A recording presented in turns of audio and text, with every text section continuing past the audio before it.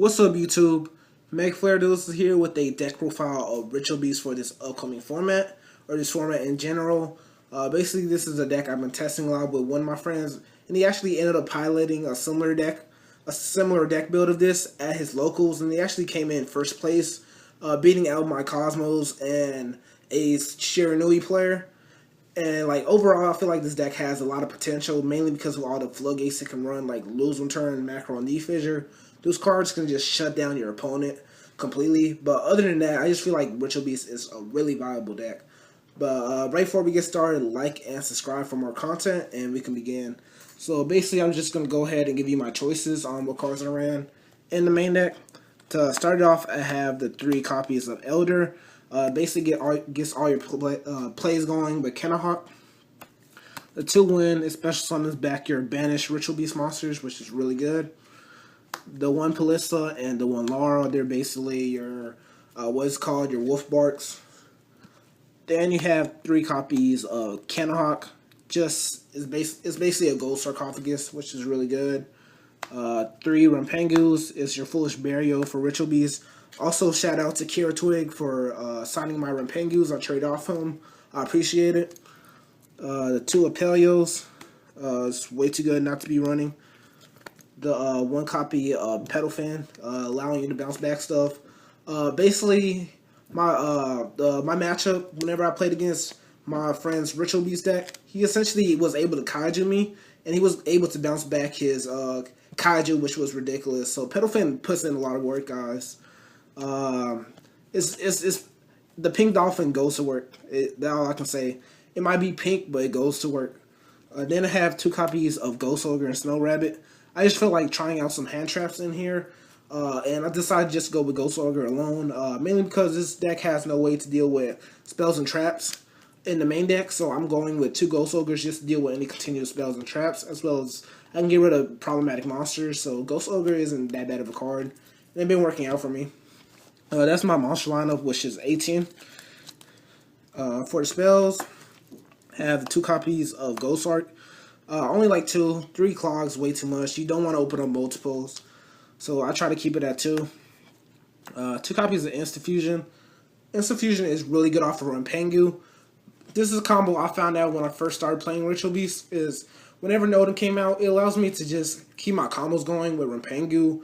I can end up sending a Tamer off Rampengu, Instant Fusion, bring back the Tamer, and just keep on looping. So Instant Fusion is really good in my opinion. And also, it's just enable a lot of rank 4 plays if you have to. The 1D Fissure it's just outs any graveyard-oriented decks, which is basically almost all the meta decks right now. The 1 E-Telly, just because it's at 1. The 1 Beast Bonds, 2 is Cloggy. You only need 1 to OTK. 1 Upstart, I decided to go with the Upstart instead of Raigeki, just because the deck, you basically have you have 3 searchable Raigekis and Steeds, so I just decided to side out the Raigeki, mainly because this deck is meant to go first, so it's better to just set my traps first, and Raigeki is only good going second, because it ends up being a dead card in your first turn, basically. So that's the spell lineup. For the traps, I feel like this is my favorite part of the deck. I have the 3 copies of Ritual Beast Steeds, way too good not to be playing. The 3 copies of Ritual Beast Ambush. This lets you special summon 2 Ritual Beasts either from your banished zones or your graveyards, which is ridiculous. The 3 Losing Turns and the 1 Vanities. This allowed me to slow down special summoning, and Losing Turn doesn't hurt your deck in any way. I'm able to play out a Losing Turn, and also you have the ability to tag out. And since it's a tag out to cost, you can chain Losing Turn on top, and it's just a really good card. 2 Breakthroughs, just for effect negation. This is my out to Vanities and Majesty theme. The 1 Solemn and the 1 Macro. The Macro has to be DT, but it's just they're just way too good not to play. And that's basically the main deck. Now onto the extra deck. Pretty self-explanatory is the 3 OT Apelios. Really good. The 2 OT Guy Apelios. I like it.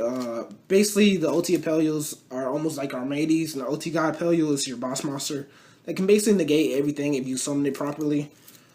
The 2 OT Pedal Fins, pretty good card. Allows you to stall, as well as it's just is a monster your opponent cannot get over most often.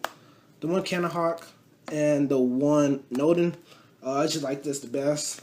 I might end up trying to fit a third OT guy Pelio whenever Winda comes out. Spiritual Beast Tamer Winda, you definitely have to start running 3 OT guy Pelios.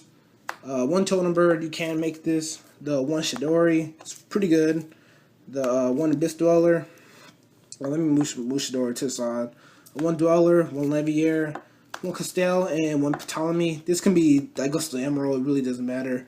I currently have my Daigusto and Pepe, but Ptolemy does the same job, and it's easier to make in this deck in general. But overall, that's the entire deck, guys. I will try to give you my friend's deck profile on Ritual Beast. But other than that, that's the entire deck. So I hope you guys enjoyed. Like and subscribe for more content. And hopefully I'll see you guys next time. Peace, and Make Flare Duels is signing off.